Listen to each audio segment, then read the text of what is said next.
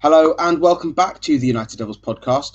We're back and we're going to be looking at United's season as a whole and then looking ahead to the summer, be it the transfer window and the Euros. But before we start, we must say it's quite important after yesterday's incident that we want thoughts and prayers are with Christian Eriksen and his family, and we hope he makes a speedy recovery. And it's one of those horrible moments in football where everyone stands still and you've got to just appreciate the situation there. And hopefully he's all right. And we heard he's awake and everything, so that's great news. But hopefully he's okay. And but we'll move on quite quickly to United season. Obviously, ending on a rather sour note in the Europa League final. Penalties is always a fickle thing, but obviously it's a painful way to end 11-10 on a penalty shootout, especially because it was David De Gea who couldn't save one of the penalties, and then he himself misses his. Just quickly on the final, because we're not going to dwell on it for too long, but it looked like fatigue had hit this side pretty much at the end of the season. Not only won one game in the last 4 or 5, I think. It was quite. What's your take on that game? I think you have to take into the consideration the fatigue as it is, and then because of what happened with the protest and the rescheduling, where United had 3 games in 5 days. Like, that was just, even though they rotated because they had to, it was still ridiculous. Like, it's the toll it has on the whole squad. I think it was to be expected that if the game would go to extra time in the final, fatigue would creep in, and again, it just feels it's one of those things where last year after the Sevilla game in the semi-final of the Europa League, we were saying that United had them, and just Solskjaer just didn't have the bench to kind of freshen things up when they kind of ran out of gas, and that's when Sevilla pounced. And here, Villarreal didn't pounce. It obviously went to penalties, but you feel like if Solskjaer had that bench, that proper investment, he would have reached earlier, because I can't imagine that he didn't want to make subs for 90 minutes. I feel like it was more than he looked over there and he was like, well, is there any game changers there? To me, when I looked onto the pitch, there was Rashford, Bruno, Greenwood, Cavani were all on the pitch. So that's all your game changers, and all those guys that have that it factor and that can produce a moment, they were already there. So otherwise, it's just a gamble. You either put on a young Diallo, who you don't really want him to go into a penalty shootout, but if he can produce a moment, great. If not, that's a lot of pressure. If he misses with the social media fans and everything, that's probably that's a very bad thing for an 18-year-old. Then you have Dan James, who people love to hate. The first bad thing he does, people go all out on him and don't really want to credit him when he does good things. So it's kind of like the only obvious kind of choice was Donny van de Beek, but I also see why he didn't put him on either, because who do we take off? So it's one of those things where I feel like a lot of people were kind of reluctant in saying they don't care about the Europa League, but once you're in the final, you really want to win it, and I think that could have done a world of good for this team to get that taste of silverware. But at the end of the day, you lose a penalty shootout, like one kick goes your way and you're all celebrating, and we're not even talking about this, and one kick doesn't go your way and we're talking about a bit of a failure in the final again. So it's a sour taste. It's a sour ending to a very good season. I think it's a season where we saw like the direction that United want to go in as a club. But obviously, the 4 years now, I think, without the trophy it's a little bit too long, in spite of the progress that we can all see that has been made. Yeah, and I think something important that quite a lot of you've hit the nail on the head there, and I think something quite important that people haven't quite picked up on is that the manager, the staff, and the players have all said the same thing. They've all said, we've made loads of progress. This is a bad way to end the season that's been progressive but not successful. If they even said, even with the Europa League, this is not where we want to be. We want to be even further up. We want to be competing more. We want to win the big trophies. We don't want to be, getting knocked out of the Champions League going into the Europa League. We don't want to be in that circumstance. We want to be competing in the Champions League, which I think realistically, if United had stayed in the Champions League, they would have been a contender, because the way that Champions League happened, they would have been a massive contender. So, but it's those games, moments define seasons, and this was another one where it was sort of almost there, but not quite. And I think that really sums up United right now, because they've made fantastic progress through the adversities that happened at the beginning of the season. No pre-season, no rest for the players. I think they had one week in the whole season where they had a midweek break, and I think that happened. I think it was between Leeds and Burnley. Mm-hmm. Was the first time United had a midweek break all season, and you can tell the fatigue had hit quite a lot of the players. There were some personal issues that had happened at the start of the season with a few of the players, and to come out of all that other end and actually compete for the title, be the closest we've come to a title since Sir Alex Ferguson. I mean, that's huge progress, but it's still not quite where they need to be. It's not where they want to be, and they've all made that very clear. It's just a shame that some people haven't quite heard the message yet. But yeah, if I could just add to that real quick. I always think back to that what Solskjaer said about the trophies, that when some teams can win a trophy and they can kind of paper over the cracks. And I think it's a bit like United when we won the Europa League under Mourinho, but we finished sixth. That season was horrible. It was a write-off, but winning the Europa League got us into the Champions League, and it was like, okay, so it's a bit of silverware. We forget about the league and we get Champions League and we see where we go from here. I think United now are at the point where a trophy would not paper over the cracks, but kind of reassure everyone that we are going in the right direction in a way. But I think when you kind of take a step back and look at it less emotionally, it's a positive sign that we are getting to the latter stages of every single cup competition while being competitive in the league too. And it's like, I know it would have been fantastic if we could have won the league and the Europa League this season all in one, but it's just, it rarely happens. You rarely see that kind of a turnaround. You see how long it took Liverpool. City under Guardiola in the first season struggled, and it's just, piece by piece. You have to embrace the process too. And I think if people kind of realize that and see that United are on the right track, and with a good transfer window in the summer, I think then if we get this transfer window that everybody wants, and by the end of August, people say, well, this was like a 9 out of 10 or an 8 out of 10 transfer window. Then if we get to mid-season and we're not anywhere close to the top and the cup competitions aren't looking good, I think that's when the verdicts can start coming out. But as of now, in the building process, I think it's been a good journey so far overall. Yeah, no, I absolutely agree. And I think in comparing it to Klopp and Pep, and you can even say when Jose took over, I think it's an important comparison, because they didn't get it right the first season. All three of them, none of them did. It took Klopp, like you said, I think it took him 2 transfer windows to get to a Champions League final. Took him 3 to win it. It's taken, obviously Pep had much more money than everybody else, but he won the league his second season. He won it his third. Obviously the season before last was not so great, but this season again they've come back, but they still haven't got that European trophy. But they've still, I think the important thing is that they were all backed 100%. Whenever Pep wanted a signing, he got it. Whenever Klopp wanted a signing, he got it pretty much, bar maybe one season. Jose was pretty much backed the whole way through, other than that last one with Maguire, and maybe Perisic as well. I'm not sure how concrete those rumours were, but I mean, I'm pretty sure he would have swapped Martial for Perisic if he got the chance. So, but yeah, and I think that's the thing, is that they were all backed, and Ole Gunnar Solskjaer's probably arguably only been backed one full season, and even then Bruno was late, Igalo was late, that kind of thing. So that's important, and I think, like you said, if they get an 8 out of 10, 9 out of 10 transfer window, which has to have Jadon Sancho in it, I think then you know what, we'll see what happens at the end of the season. But and we'll talk about the transfers in a bit, but let's just do quickly. Obviously, we had the Player of the Year was Luke Shaw. Player of the Year was Bruno Fernandes for a second season running. Would you agree with those, or anyone else you'd like to throw into the mix? And I think I can't remember exactly the game. I think the last game that I remember where I really criticized Luke Shaw myself was Leicester away, which was the 2-2 draw where Bruno scored and Rashford scored, and then we conceded that late. Yeah. I think that was the last game where I really criticized him. I just felt like he wasn't at the races.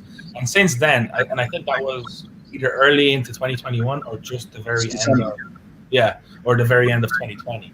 So I think ever since then, he was probably like an 8, 9 out of 10 every single game, not even every single week, because there was midweek games. He was 8 or 9 out of 10 all the time. So for that turnaround, where people were kind of campaigning for Telles to come into the team, and the way he turned it around and just became a mainstay and probably our best player for a good chunk of the second half of the season. Definitely the most consistent. He definitely deserved recognition. I think he deserved it more this year than he did when he actually won it a couple of years ago. It was a couple of years ago, United were terrible, and he was just the best out of a bad bunch. But now he really stood out. So from I think January, February, I was kind of saying on Twitter that the player's player and Sir Matt Busby, it should be a split between Bruno and Shaw. I think they deserve it the most. You could probably put a case in for Rashford too, just purely on his numbers, because some of his performance is frustrated at times. But I think the injury kind of defends him from that, and I hope he can heal up and recover this summer and get whatever he needs done to kind of start coming back to 100%. Because that tweet that his management company put out, I think that he hasn't been 100% in like 2 seasons. It's mind-blowing for somebody who's only 23 years old and the amount of games he plays. But yeah, I think just to answer the question overall, I think the player of the season awards were fair. Like, without Shaw and Bruno, United would have been in a pretty bad spot. No, I absolutely agree. I think, again, I remember at the beginning of the season when we had that 0-0 draw with Chelsea, and Reece James and Pulisic were running rings around him because obviously it was because he wasn't fit. And I thought, is he not gonna? He might not play for us as a left back anymore. He might be a left centre back in a back five. I think that's his better position, and I think as fullback he might not be. I thought, I was so happy to be wrong about it, though. I was so happy to be wrong because he really turned it around. I mean, I just remember the game against Everton. I mean, the pick out for Bruno's header was fantastic, and he was solid in the game as a whole.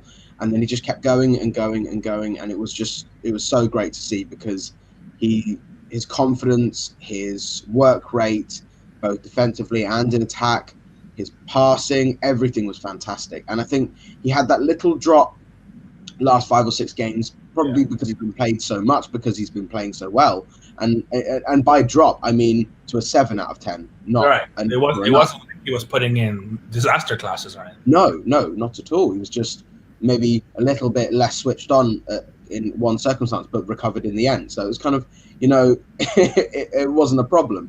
But, I mean, it's just fantastic to see him do so well. And I think the fact is that under a manager that fully believes in him, whatever he can achieve, I mean, it's been fantastic. Basically, since Solskjaer's come in, he's been one of the more consistent players, actually, I think. Even during the disaster season, even during, the bad stages of 1920, he was probably, I mean, there were bits when Brandon Williams came in, but for the most part, he was absolutely sensational. Yeah, what impressed me the most about him was that not only did he, like you said, from the beginning of the season, he recovered from being somebody who we thought might get replaced in the team. He not only started holding up very well defensively, but he became one of the key pieces going forward. He became one of the even though his assists weren't, I think, it was 5, or 5 or 6 in all competitions to end it. But him on the ball, his passing range, I didn't know he had that in his locker. Some of the passes that he was putting out, and he just became one of when every night we're attacking, he kind of tucked in as one of the midfielders. And him and Bruno had a really good connection going, and he became a very crucial part whenever Telles played. And that's with all due respect to Telles. You could see the drop-off from production and from the ball being progressed forward from that left-hand side when Shaw wasn't there. So huge credit to him for stepping up the way he did. Absolutely, especially after, all his injuries as well. I mean, he looked like he'd lost a yard of pace, but he's gained it back really quickly. I mean, that's something as well that I found really surprising. I mean, just when he knocks it past people and just runs, I mean, it is running with momentum and power and pace, and it's great to see. And his link up with Rashford is wonderful, and hopefully it's something that, if they're both fit, could have an effect today. But we're not going to talk too much about England. But yeah, and we'll see what the future has. Obviously, I think the world-class claims are he played at a world-class level this season.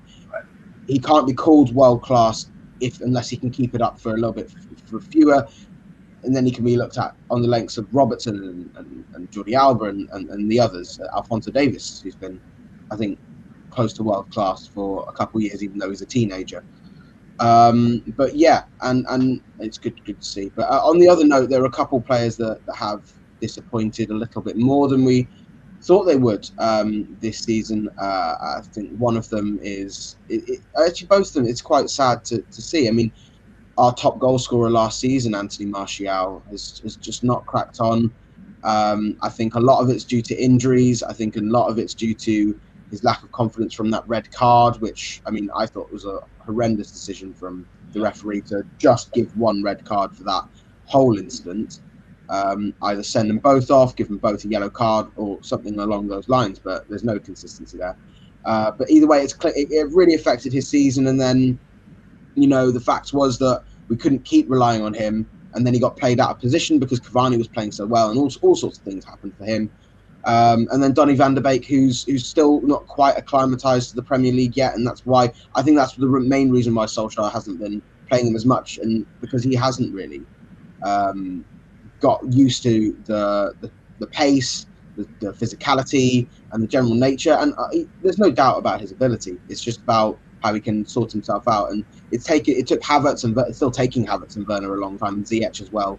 Ziyech really hasn't got there yet either, and so the same thing will happen to Donny if he just started. So I think it'll be interesting to see what happens next season. But what do you think about those two? I mean, what do we do?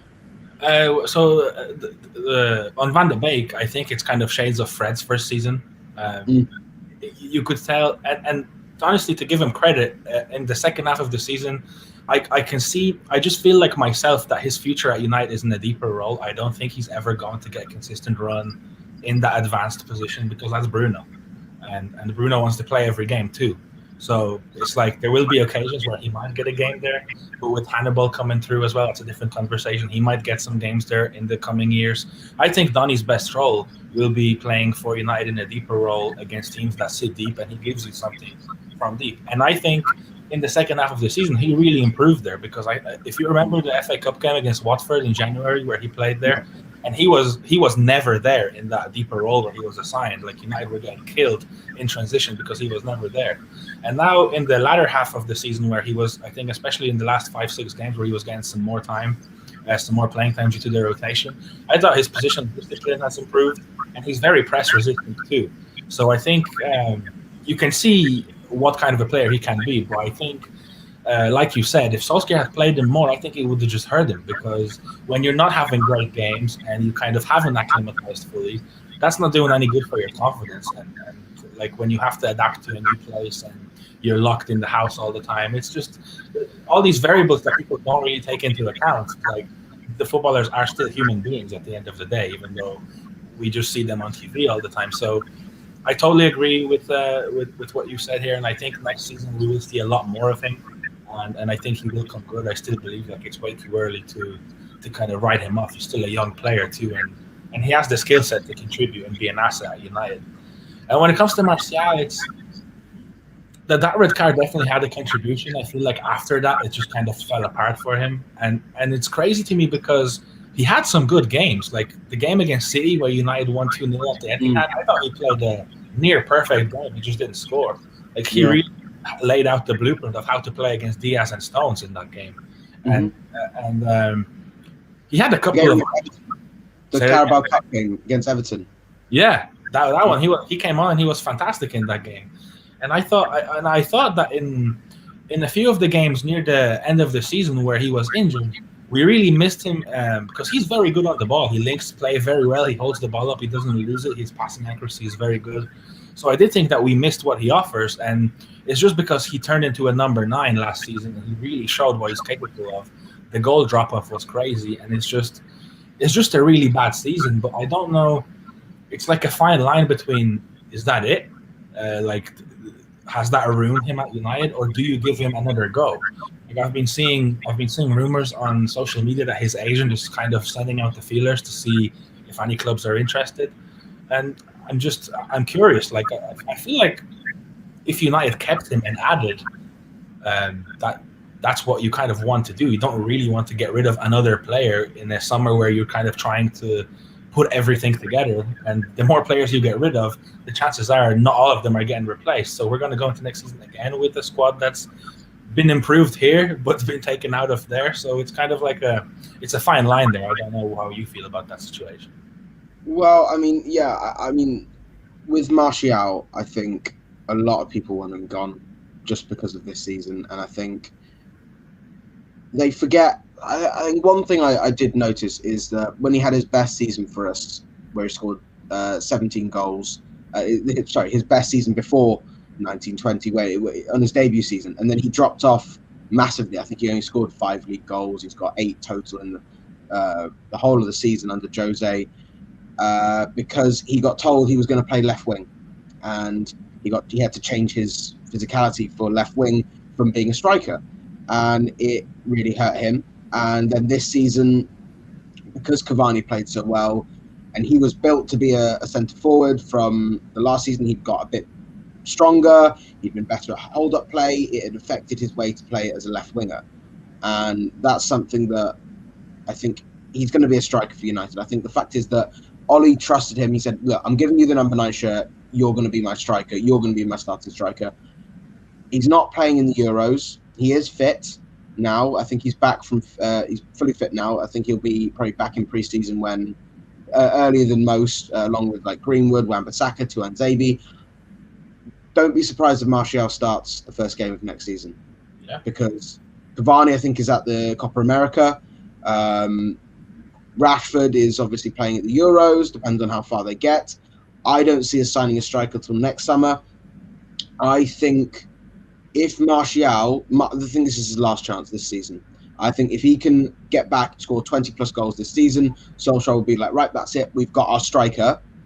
He can start for us. And if we are successful with him as the main striker, Solskjaer will be happy, and he'll probably have Greenwood as a second striker. And with Cavani's experience over the next season, it will help them both. Sancho one side, Rashford the other. We've got depth in both positions with James and Ahmad. Another year for Ahmad will be helpful, and they're a fluid front three that could work really nicely, and I think that's how United will want to play.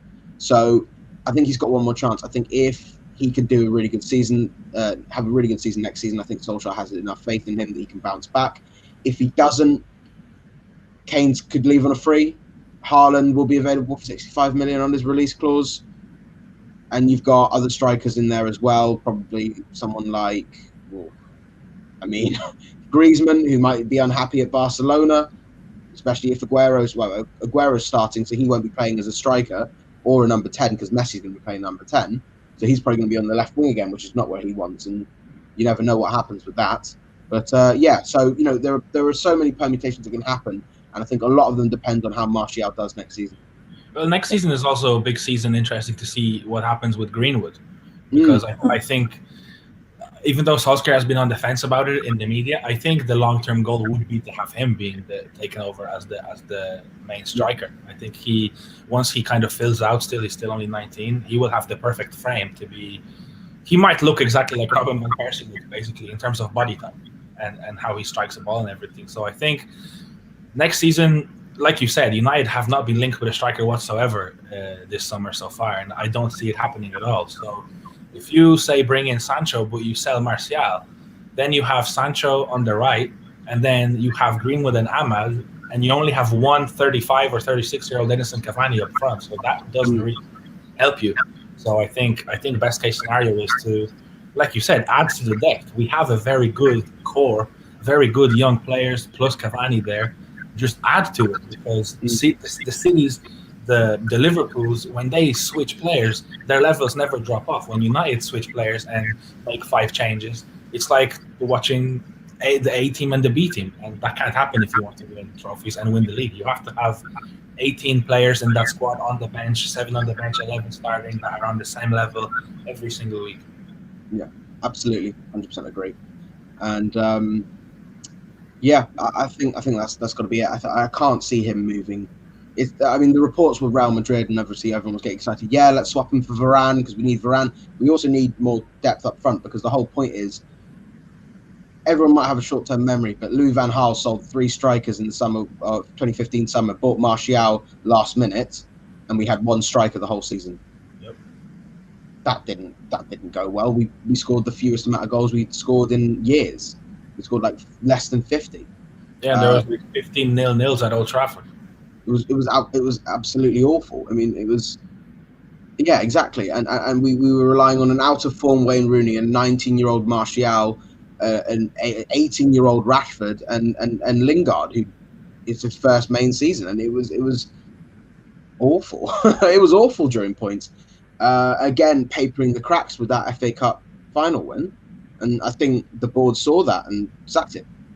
Yeah. So they obviously know about papering the cracks, but we'll see what.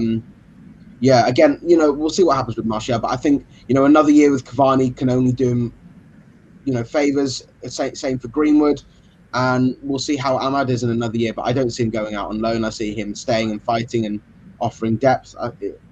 He was fantastic every time he played. Really, he didn't really put a foot wrong. He looks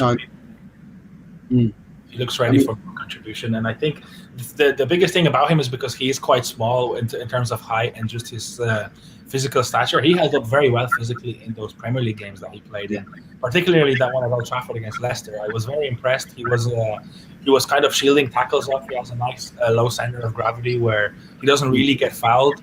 That assist that he made for Greenwood, he actually won a shoulder to shoulder against the Leicester fullback to win position and get the ball back. So I think he looks like the perfect type of player for the Premier League, and I think next season you can't just have him as the backup right winger straight away. You have to have him there in like a 2 or 3 man kind of rotation. But I do think he'll get more chances next season. I can't see him going out on loan. Yeah, absolutely. One thing I would say before we carry on, I just wanted to say that one of the players of the season, I think, undeniably Scott McTominay's having a fantastic season, and I think he was the best player on the park against Villarreal. I think he was fantastic. And he gets a lot of criticism for being part of the academy and not quite being we paid 75 mil for him, so he must be he must be terrible. But he's put in a lot of good performances, especially in the big games. Him and Fred together have been a necessity at times because we haven't got a proper defensive midfielder. I don't know whether I see him as an anchor. I think we still need to go and buy an anchor, and I think he is an excellent box-to-box midfielder. And I think we'll probably see that for Scotland in the Euros, where he's going to probably rampage, I think, through some of the midfields there. But yeah, he's been fantastic this season as well. 7 goals as well is a huge contribution, and a lot of them were winners. Yeah, I think his goal return showed that his best position is being box to box, and his gas tanks, like, he can run for days. So I think that he is perfect in that role. And like you said, I think in some games where you tell him, Scott, I just want you to sit in front of the back four and protect because we're going to be under the cosh, he can do it. But I just don't think he will ever kind of morph into that typical number 6 that just patrols the area inside your own half and doesn't go forward. I just don't think that's how he plays. But like you said, like that, I think that performance in the Europa final was his best one in the United shirt. To be honest, like, when has there been a game where you thought, well, if we're going to do something good, it might come through McTominay, and I can't see nobody else doing it. And yeah, like you said, it's just that Leeds game, mind you. Yeah, that game, that was. Although he kind of dropped off a little bit in that one, whereas here it felt like 90 minutes through he was perfect. He was winning tackles, he was winning duels, and yeah, like you said, it's that thing where because he doesn't have a fancy surname, people kind of like to downplay him, and it amazes me how short memories are, where people don't remember. Like, everyone loves to go back to the Fergie teams, and that's what the standards are, and now the standards are in the mud apparently. But nobody remembers that Fergie had loads of those players in the team. Like, not everybody is going to be Bruno, not everybody is going to be Pogba. You need McTominay's. You need Fred's, even though Fred kind of was a little bit under par for the last few games of the season. But you need those players. You need those role players that you can tell them, well, here, I want you to man-mark Hazard for 90 minutes. And that's it. That's your role. And foul him and kick him and get booked. And that's your role. And that's how you win some games. That's how you win titles. You need utility players. And I think McTominay might never become I don't know, world caliber. but he fits what United want to do. He fits how United play, and his leadership as well. Like that has to be said. The players that are coming through the academy look like leaders when they come into the first team, which has to be given credit to the academy work too, because it looks like when McTominay plays, he's loud, he commands. Whenever there's a huddle after a goal, he talks to everybody. He's a leadership character, and the more leaders you get rid of, the worse off you are. Yeah, absolutely. I think the thing is that he is clear. I mean, all his teammates, all the managers that he's worked under have all praised how good a player he is, how great a character he is, and everything, even from a young age. I mean, all those Love United, Hate Glazers fans always forget that McTominay was one of Jose's favourite players. And Sir Alex loves him as well, said he's going to be a fantastic player for United. And you know, Sir Alex had the likes of Darren Fletcher and Geeston Park and, you know, Michael Carrick, but actually Michael Carrick's the one that what we would have wanted him to become. But Darren Fletcher's the one I think that is the closest to him, not just because he's Scottish, because he is a box to box. He'll get you a goal. He can he'll crunch any player that you ask him to, and yeah, like you said, he'll man mark a player like Jose did with Ander Herrera, and I think he's not too different from him there. And I think he's going to offer a big part in whatever success we have, be it as a squad player, as a starter, however we want to play. I think he'll have a big effect on our team. But we will move on quickly to the summer window. And honestly, I'm not going to talk about Jadon Sancho. I'm tired of talking about Jadon Sancho. That's why I came on here for. Let's talk about the others, because I think we Ole Gunnar Solskjaer, the report is 3 to 4 players, 150 million, centre back, right winger, CDM, sub right back. I mean, let's talk names. Who do you want? Well, the interesting part to me is the sum of money that you just named, because that suggests to me that there will have to be departures. Yeah. And I wonder who and who's going to generate enough money, because, sorry to say the name, the guy, you know, that you said we're not going to talk about, he's going to cost a fair chunk of that 150. Yeah. So in order to then get 3 more players, a couple of will have to go for a decent amount. So I wonder who those will be. In terms of names, I think personally, and I've seen those discussions on Twitter a lot, I think if United signed out and out CDM that will do, you know, that role that we don't think Fred and McTominay can really do, like a Declan Rice, for me, I think he would be the perfect fit. Or Ndidi, but I don't think Ndidi is a doable one. I think Rice is. Well, I think the problem with both, sorry if you don't mind, the problem with both is the price tag, because they're both phenomenal players. Ndidi is a true destroyer. His passing's not the best, but that's what Pogba's there for. Yeah. Rice he can drive a team forward. He can spot a pass. He's a little bit slow, but he reads the game really well. Problem is the price. 80, 90 million. Not happening. I did a thread a few weeks ago on players that would cost less than 40 million that could do the same job. Ruben Neves was one, Florian Neuhaus, Tane Cooper Miners, and then 2 Monaco boys, Youssouf Fofana and Aurelien Tchouameni. Yeah, I mean, they're all top quality players. They're all under the age of 24, 25.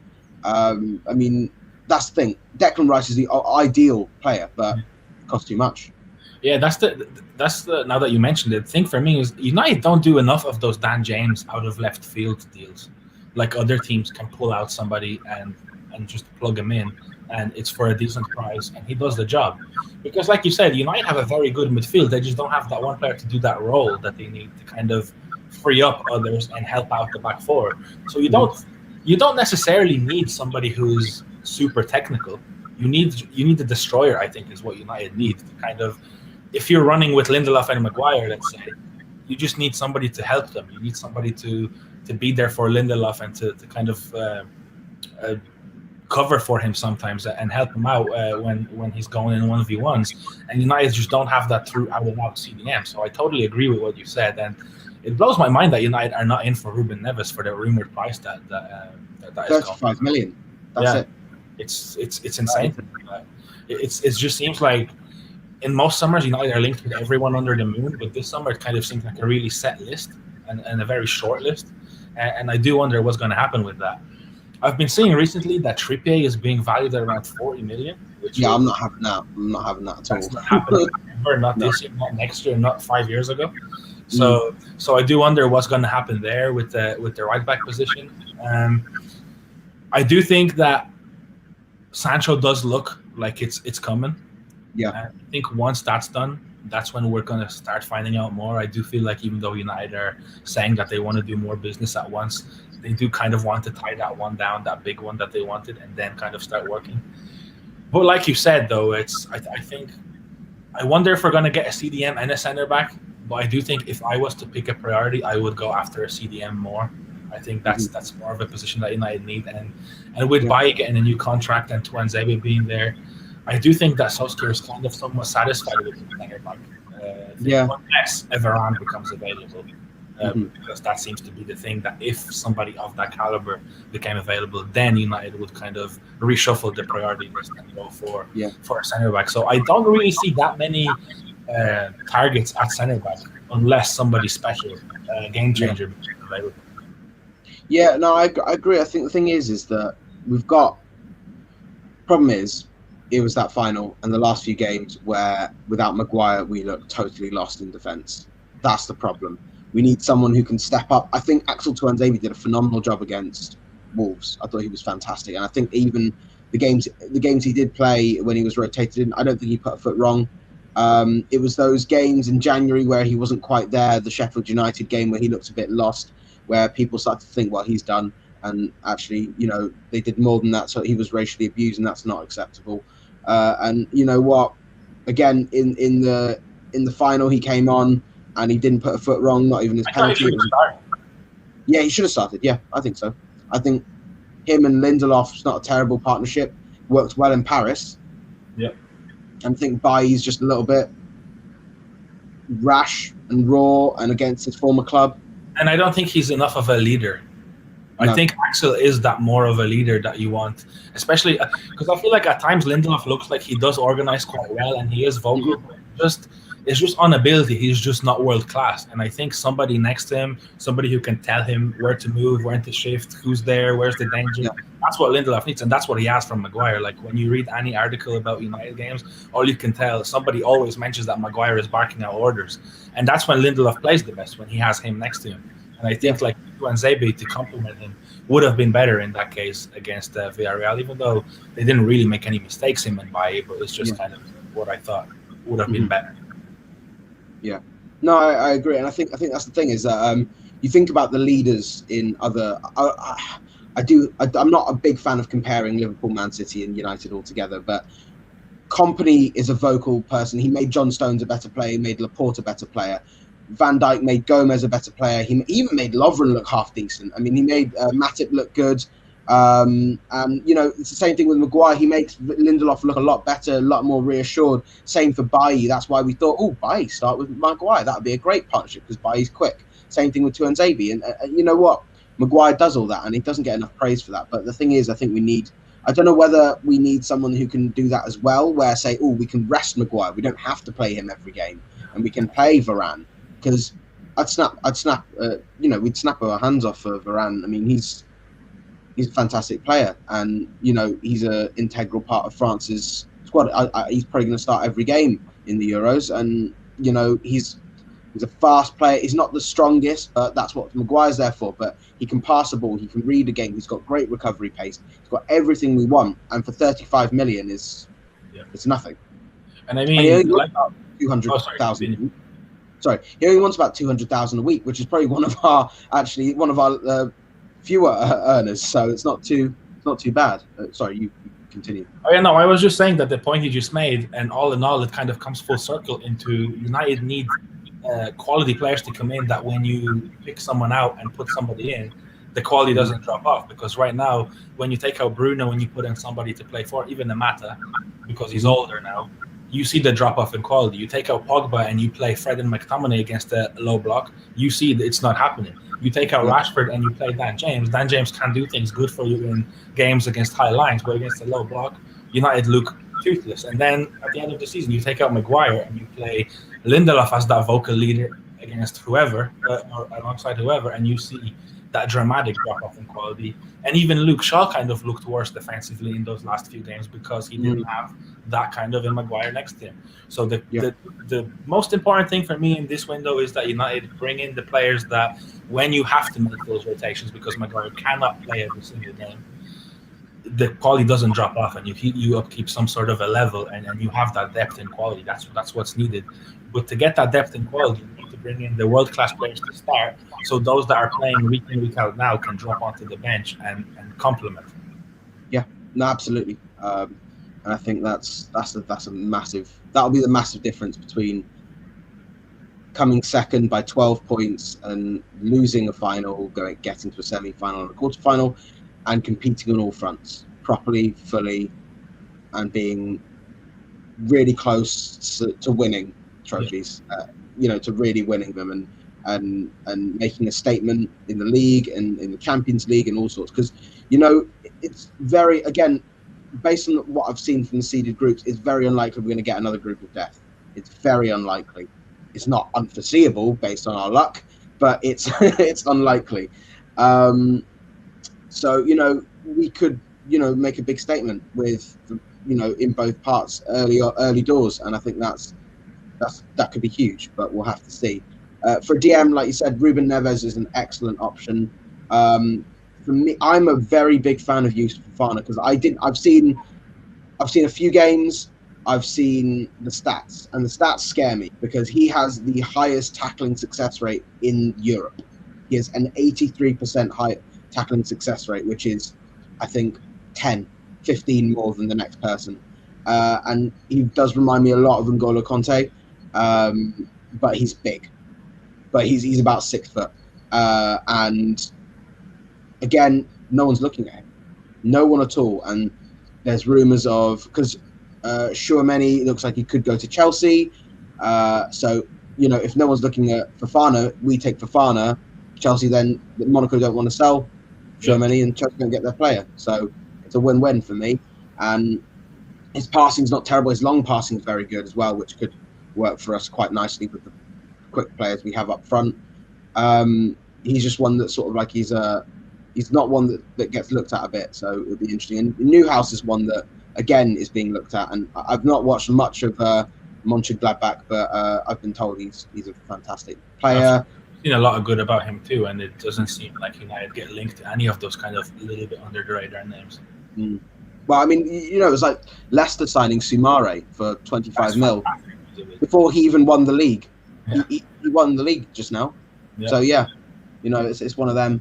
But I think the fact is that we are seeing a massive difference in our actions in the transfer window just with Murtaugh in charge, and I think the fact is that we've actually moving quicker before the window's even started. I think that's something that it says something. It's obviously promising. We can't make a decision on it based on the last 13 days or whatever, but it's looking better. But we can assess it at the end of the summer and see where we are. If we're not still waiting for this bid will only do for Sancho, there's still 11 million apart come deadline day, but we'll have to see. You have to love the recycling of tweets, though. It keeps the likes coming in. It does. It really does. Oh, dear. I'll be so happy when it's all over. It's going to be... I was talking to my friend about it the other day, and it's going to be more of a relief than just being happy. Yeah. Finally, it's happened and it's over. Yeah. It'll be like, a bit late now, but thanks. Better late than never. Yeah, absolutely. Right, well, we are running out of time, but we will quickly go on to the Euros because, I mean, obviously it has started already. Some fantastic games, really, already. I think the Belgium game was excellent. They were purring even without being fully, in full strength. No De Bruyne. Hazard came off the bench. They're also, I think they're missing a couple of midfielders as well. But I mean, they were playing great stuff. Even Italy looked fantastic. Wales and Switzerland were quite even. Actually, that's not true. Switzerland battered them, but still didn't get the the win because of Danny Ward. Dan James looked great. Dan James looked phenomenal. Yeah, I think he was probably Wales's best player on the day, other than probably Danny Ward. So yeah, he looks excellent, and it's good to see. And then we've got England playing today, and then I think Netherlands as well. But I think so. I think Netherlands are the last game. Yeah. yeah, but I'm not too fussed now. Donny's not playing, so just and then also I think Austria North Macedonia is the middle game. But any dark horses for you that you don't see, or is it the France Portugal show? Well, to me, I think it is going to be all about France. To be honest, I don't want to say it's theirs to lose because it's football, and they're in a very tough group. But I was very impressed with Belgium, like you said. I think that whoever is out for them, it doesn't really matter as much as the fact that De Bruyne was out and Hazard only played a role when the game was already won. So I think that's the good thing for them, that it can only really get better. And Lukaku looks fantastic. He looks like he's in the form of his life, and I'm seeing a lot of revisionism about him and United move, but it's like it was the perfect move for United and for him, and just be happy with that. It's over. It ended fine, and it's best for his career, and it was the best for what United could have done, and that's it. I was very impressed with Italy. I wasn't expecting them to be that powerful. I thought that they would do the typical Italy, that they like to defend, they like to sit deep, and they like to kind of get those 1-0s. So the fact that they were that dominant, and Mancini has them playing some really good attacking football with that 5 at the back /3 and the wing backs formation. So I wouldn't be shocked if they were the dark horse, because I think with them defensively, they look rock solid at the back. Although Turkey didn't really put up that great of a challenge, I think the better games will be Switzerland and Wales to see kind of where they're really at. But the fact that they really just blew Turkey out of the water like that and really never looked threatened at the back tells me that they will be tough out. Well, I mean, that's the thing, is that Turkey had 3 title winners, or at least 3 title winners from Lille. And they got some good players, but yeah, obviously, I mean, Italy blew them out the water. I mean, Immobile's been on fire for the last few years. They've got options off the bench. They've got quick players. They've got target men. They've got everything in the book, which is, I mean, it's something that we praise Portugal and France for. It's something we praise Man City and Liverpool for. And it's it's something that they can certainly tear apart this group. And their midfield without Verratti, Locatelli, and Barella, what a duo! And Locatelli is going to go for not a huge amount of money either this summer. He's another one. Again, we're not linked with. He's like a midfield general, fantastic player. Outstanding, yeah. And even Barella, I do like Barella. I think he's more of a box to box, but he's a really good player, really nice passer of the ball. He'll create chances from anything. So. And he was crucial to Inter's success this season as well. Yeah. Really crucial. But that is another thing, is that Inter they've got to pay 45 million for that Lukaku, because they haven't paid half the sum. So we could get something from that. Yeah, we could get something from there, but who knows? That would be very smart for United, though. Yeah, it would be. Yeah, it might be a bit too smart for United. Oh dear. But yeah, so you see, Italy is the dark horse. Anyone from? How do you think England will do? Obviously, we always go back to the British teams, but how do you think England, Scotland, and Wales will do? Well, I think when I look at England's squad, like my thing is the biggest asterisk is how will this squad do under Southgate, because the squad itself is, I think, top 3 in the tournament in terms of depth and just strength at every position. It's ridiculous, and it's so young too. It's like they have like 3 tournaments together in them. It's insane. So I think this game today will be a very good marker, because Croatia, although they're aging a little bit, and I think they're a little bit maybe overrated going into this tournament on the back of the World Cup because of the World Cup. But I do think they're aging a little bit, so it's going to be interesting to see if England can put them away and get the 3 points. So I think this will be a good marker and a sign of things to come. But like I said, I think Southgate has a big part to play in how he sets this team up, because there is a lot of attacking talent there. You just have to let them play. When it comes to Wales and Scotland, I think Scotland will be happy with anything, to be honest, since it's like their first tournament in forever. I don't really expect that much from them, but they are a gritty British side that won't be very comfortable to play against. for many teams. And who's the last team in the group? England, So Scotland, there's Croatia, Czech Republic. Czech Oh, Republic. Czech. So you never know. Mhm. It's not the worst group for them for the kind of style of play that they have. And I think Wales should get out of their group. I think they showed me enough. Switzerland, I think, were very underrated by a lot of people. They have a very good squad with a lot of decent players, and they showed it against Wales. But I think, looking at how Turkey played, and with the third place teams getting 4 of them, I think, going through to the knockout stages, I think there is no reason why Wales and Scotland shouldn't aim for that 3rd place minimum and see if that gets them into the knockout stages. But I think it could be a decent tournament for all the British teams. Yeah, I think if we, the fact that every British team that played in the last Euros got out of the group stages was, it was a great feat, because I think both the Irish teams and Wales, Wales did phenomenally, and England, obviously they were subpar, but actually they were probably the biggest embarrassment of the British Isles that tournament, because I think Northern Ireland did very well to just hold off Germany a few times, and Ireland, the Republic of Ireland, got a fantastic win against Italy in that tournament in the group stages, and they did a good job at points. So this tournament again, I think people are expecting the British teams to kind of turn up, because a lot of them play in the Premier League and best league in the world. So-called best league in the world. So they'll expect them to impress. And I think they've got a few hidden talents in the teams, especially Scotland, because I think the attack, it's a team that I haven't watched a lot, and I think it's a team that hasn't played together a lot because of injuries and all sorts and things, and Che Adams just coming into the frame, let alone back into it. He's now a Scottish international, so that could be a huge thing for them, because he's a really good talent, and he had a good end to the season as well for Southampton, so it could be something that they do, but it's all to play for, and in a few weeks' time we'll see how well they do. But that's all we have time for this week. Thank you for listening, and thank you for joining me. It's a pleasure talking to you again. Absolutely.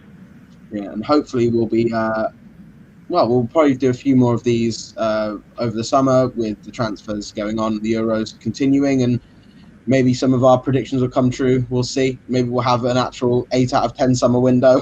Who knows? Yeah, but that all remains to be seen for now.